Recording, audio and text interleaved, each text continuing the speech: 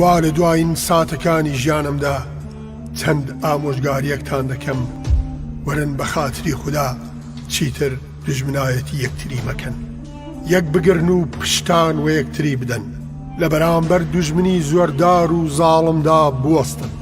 دژمنانی گەلی کورد زۆرن، زاڵمن، زۆردارن، بێبەزەین، ڕەمزی سەرکەوتنی هەر گەل و نەتەوەیەک یەکگرتن و یەکبوونە. پشتگیری تەواوی میلەتە. هەر میلەتێک یەکێتی و تەبایی نەبێ هەردەم ژێردەستی دوژمنان دەبێ. هەر بە یەکگرتن و حەسوودی بە یەک نەبردن و خۆ نەفرۆشتن بە دوژمنان دەتوانن ڕزگار بن. براکانم، چیتر فریوی دوژمن مەخۆن. دوژمنی کورد لە هەر ڕەنگ و دەستە و تاقنێک بێ هەر دوژمنە. ڕەحمتان پێ ناکە.